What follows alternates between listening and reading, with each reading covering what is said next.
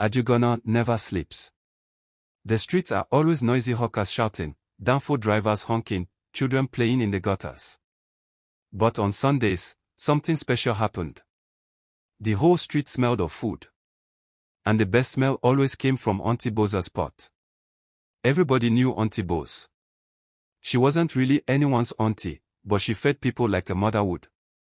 Every Sunday afternoon, she set up a giant black pot outside her one-room apartment in the Face Me I Face You compound and cooked a rich, thick soup. People lined up with bowls, waiting for their share. Nobody ever asked where she got so much meat. Nobody cared. I should have. I was 17, still living with my mother and younger brother, Toby. We struggled, but we managed. Some Sundays, we couldn't afford meat, so Mama would send me to collect from Auntie Boz. That day, the sun was blazing. I could already hear the bubbling soup as I walked past her room. I stopped, inhaling the rich smell of pepper, palm oil, and something deeper, something that made my stomach growl. Auntie Boz, good afternoon, Ma. I greeted. She turned, smiling. She was a small woman, always in her old wrapper, sweat glistening on her dark skin. David, my pikin. You don't come? Yes, Ma. My mama say make I collect small soup. She laughed. You and this your mama. Not only small una go collect, but you go chop meat tire today. I smiled, holding out my plastic bowl. As she scooped the soup, I noticed something. The meat, it was different. Not goat meat. Not beef. The pieces were too soft, too smooth. Auntie, which meat be this? I asked, forcing a laugh. She paused. David, you too dey ask question. If soup sweet, you no suppose thank God. I laughed too, but something inside me felt uneasy. I took the soup home, but that night, I didn't eat. The next week, something happened. Mama Nkechi's son, Chinedu, went missing.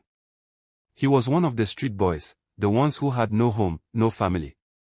Everybody assumed he ran away. The police didn't even bother searching. 2 weeks later, another boy vanished. Then another. Nobody paid attention. Boys like that disappeared all the time. But I noticed something. Every time a boy went missing, Auntie Boza's soup pot was fuller than usual. That Sunday, I made up my mind. I needed to see for myself. After the compound went quiet that night, I snuck outside. The pot was still there, half full of soup. Auntie Boza's door was closed. I moved carefully, my heart pounding. I picked up a long spoon and stirred the soup. At first, it was just thick broth. Then, something rose to the surface. My breath caught. A finger. Small. Human. I dropped the spoon. My stomach twisted. I stumbled back, knocking over a bucket. The noise was too loud. Auntie Boza's door creaked open. She stepped out, her wrapper tied loosely around her chest. Her eyes were dark, her smile too wide. David, she said softly. Why are you looking inside my pot? I couldn't breathe. My legs felt weak, but my mind screamed, run. I turned and bolted. My slipper slapped against the wet ground. I didn't stop until I reached home, panting. David, wetin happen? Mama sat up, rubbing her eyes. I opened my mouth, but no words came out. I couldn't tell her. How could I?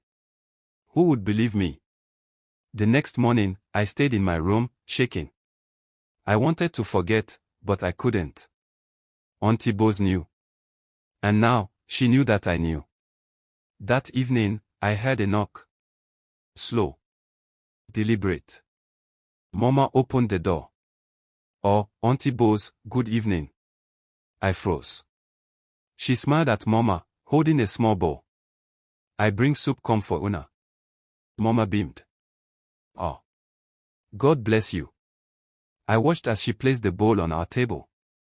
She looked at me. Her eyes held something dark. A warning. She left without another word. Mama sat down and opened the bowl. David, bring spoon. My throat dried. I stood up so fast my chair fell. Mama, no eat am. She frowned. What is wrong with you? I couldn't explain. That night, I dumped the soup behind the house. My hands shook as I buried it under the sand. I knew then, I had to leave. The next morning, I packed my bag. Mama, I dey go Ibadan, I said. I get work for there. Mama didn't argue. She thought I was running from poverty. But I was running from her. From Auntie Bo's. From the pot. I left and never looked back. Years passed. I never returned to Ajigono. But one day, the news came. Auntie Bo's had been caught. The new landlord had ordered a compound cleanup. Workers dug up a pit behind her room. They found bones. Human bones. Too many to count. They arrested her. She never spoke a word. I sat in my small apartment in Ibadan, reading the newspaper, my hands shaking. I had been right. But no one ever knew how close I had been to being inside that pot. I still dream about it sometimes. The smell of the soup. The bubbling pot.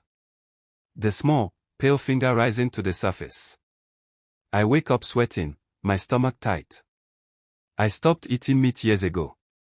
Because every time I see it, I remember the taste of fear.